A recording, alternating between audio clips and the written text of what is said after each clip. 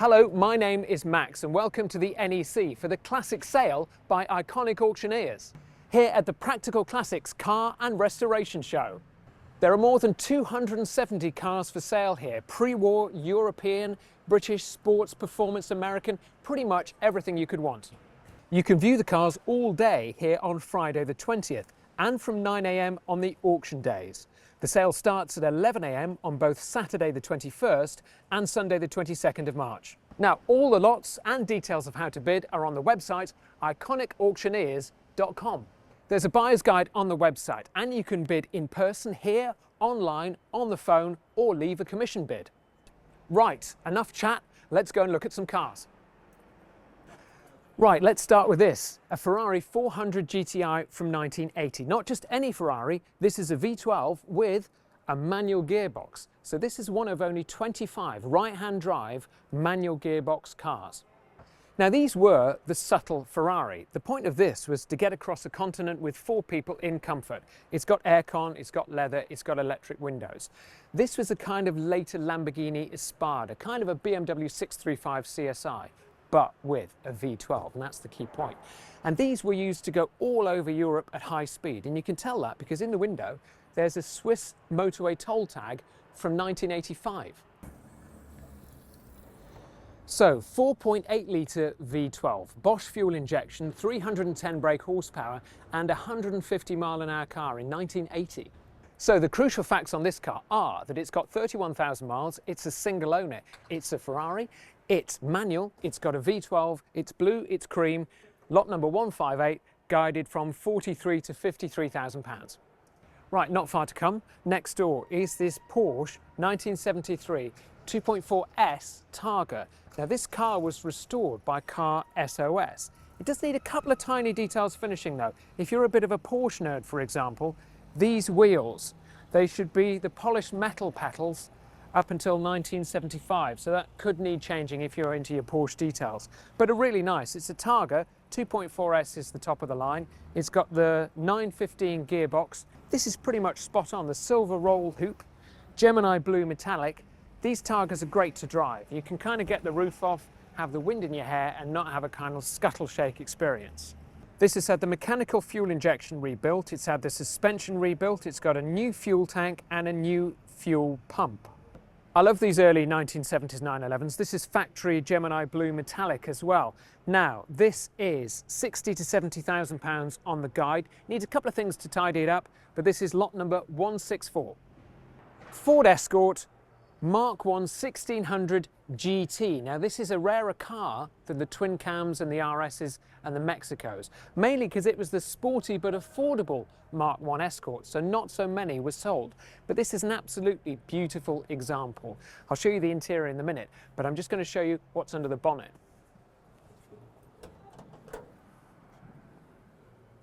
This has had plenty of period performance upgrades. It was restored by Tony Collins of Classic and Custom in Kent, costing more than £60,000. Now, Ford in the 1960s were really good at making you feel special if you bought one of the models which wasn't the base. So, for example, on this 1600 GT, you get the GT steering wheel, you get 4 dials and the crucial rev counter, and, just in case you forget what you're driving, you've got the special GT badge on the dash. These Mark 1s, particularly the 2-door Mark 1s, just look so cool. Now, the first owner of this car had it for 45 years, and then it's been restored. It's absolutely perfect. It's a real peach, this car. Lot number 362, guided at 40 to 50,000 pounds. So here's a bit of Land Rover history. This is a very early Series 1. Now, there were 1,500 cars that came between the pre-production ones and the kind of main Series 1 production that came between 1949 and 51. So I'll show you it's a very early one by having a look at the chassis number. And for this, I need to get my torch out.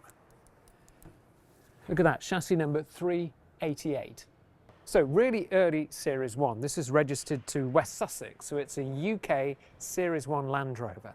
And you can tell the fact that it's an early one because it doesn't have the ventilation flaps. The early 1500s didn't have the ventilation flaps, and they had slightly different seat riveting, but let's not get into Land Rover riveting. So lights behind the grille, early Series 1, the right colours, UK market one. These are just great fun to drive. If you want to go to the pub on a sunny summer afternoon, put your mates in the back and you'll get there. I mean, you'll get there very slowly, but you will get there. These are great fun cars, and particularly this one, because it's early, it's a really interesting Series 1. So this is lot number 235, and it's guided between £35,000 and £40,000. Now this is a really rare car. I can't remember seeing another one of these. You see lots of left-hand drive Fiat 124 Spiders, but this is an original right-hand drive Fiat 124 Coupe. Now this car has been in the same family for 48 years. I'll show you this lovely kind of velour interior in a second, but these are great looking cars. 13-inch Chromadora alloys. This is just absolutely spot on. A lot of work has gone into making this car look as nice as it is.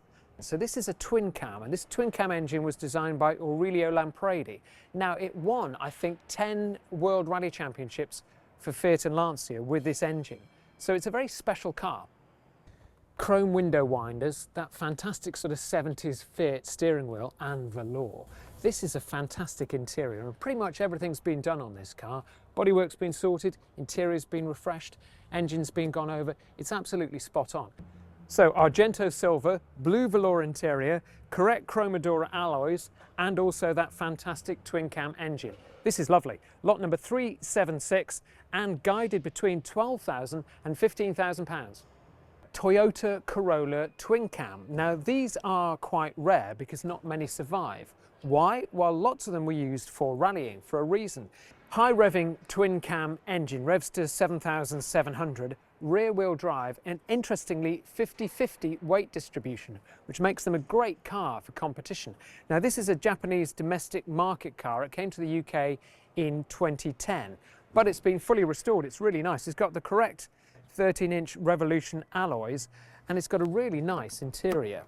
So the interior, it's a Japanese interior from the 1980s, nothing particularly special, but these do drive really well. 0 to 60 in about 8 seconds, pretty quick for the 80s, and the last rear-wheel drive Corolla. So this has only done 2,500 miles since a full restoration. Really nice. Lot number 170, guided between £30,000 and £40,000. Now, 1996 Subaru Impreza Turbo. Now, there's two things, actually three things that are really interesting about this. First of all, it was a Subaru press car. Secondly, it was owned by the McRae family and is said to have been driven by Colin, Alistair and Jimmy. And thirdly, it's probably one of the few Imprezas that's not been ruined by loads of modified aftermarket bits. The engine was rebuilt in 2022. It's got new brakes and new exhaust, and of course the signed sun visors from Alistair and Jimmy. This is lot number 133. It's guided at £15,000 to £20,000.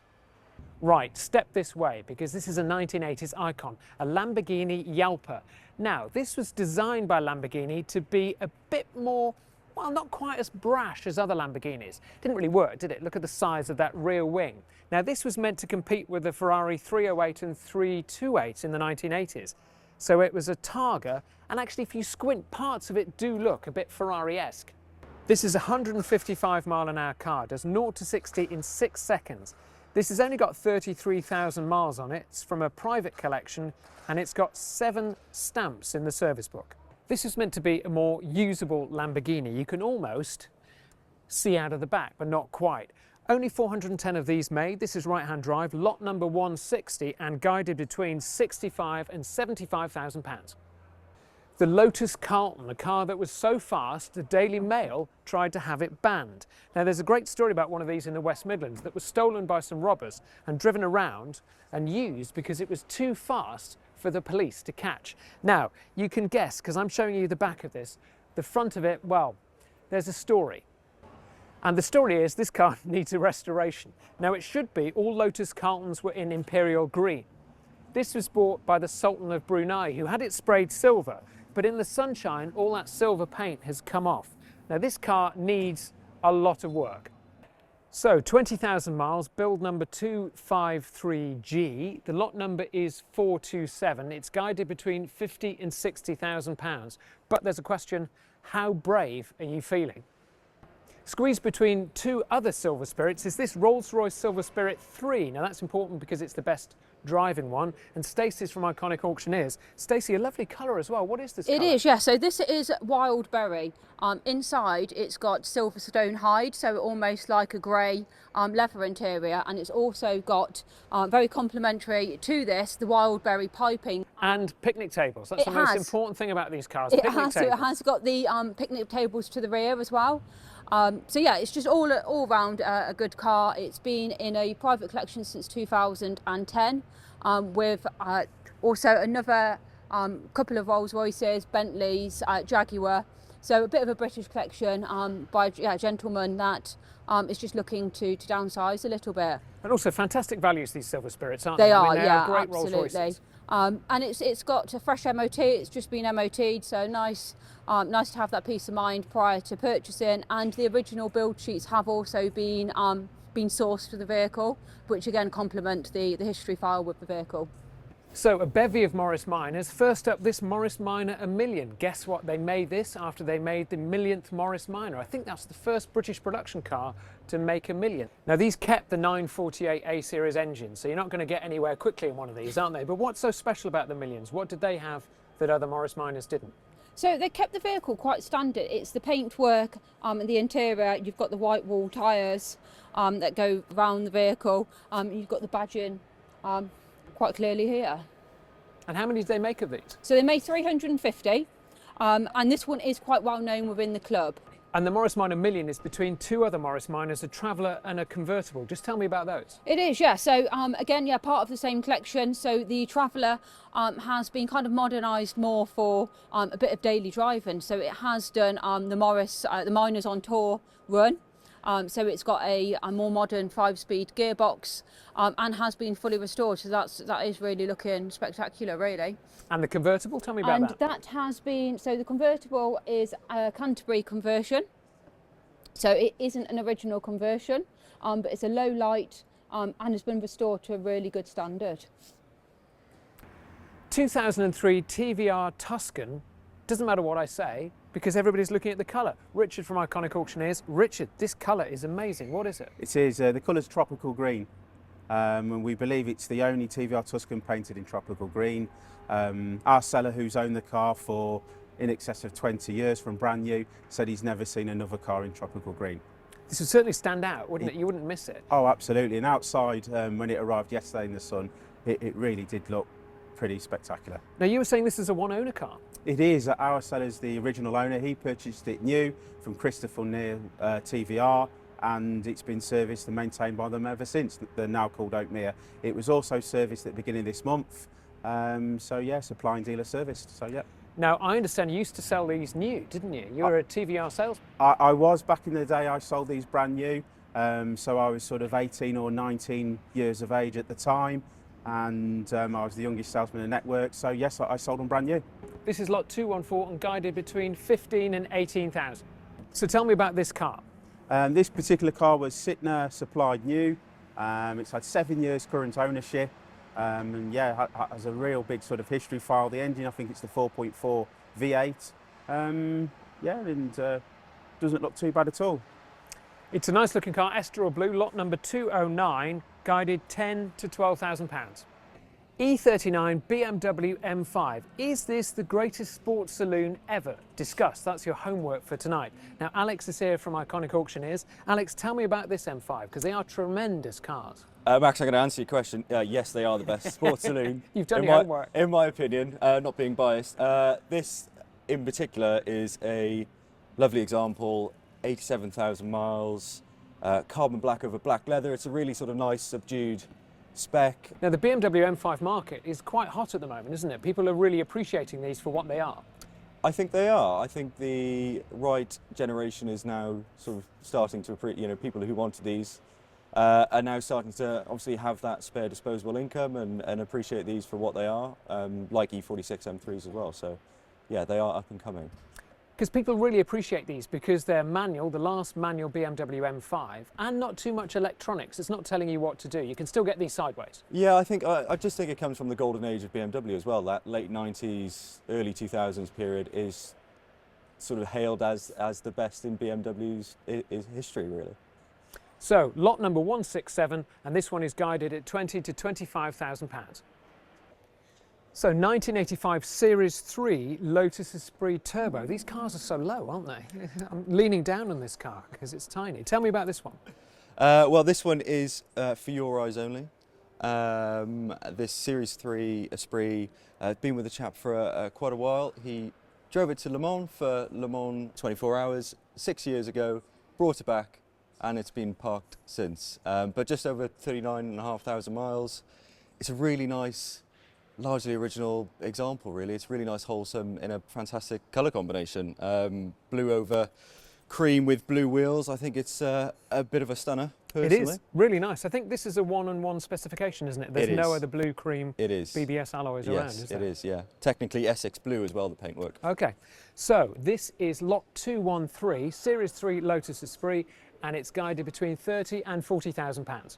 So you wait all day for one Vauxhall VX20 to turn up, and then suddenly 3 turn up at the same time. Now the details of all the lots and how to bid are on the website iconicauctioneers.com. You can bid here in person, online, on the phone, or leave a commission bid. The sale starts at 11 AM with lots 100 to 200 on Saturday and 300 to 400 on Sunday. So really good luck if you're bidding this weekend. And if you wouldn't mind, could you leave a like and subscribe on the Iconic Auctioneers YouTube channel. Now, I'm off to the Tire Kickers podcast, but I'll see you next time. Goodbye.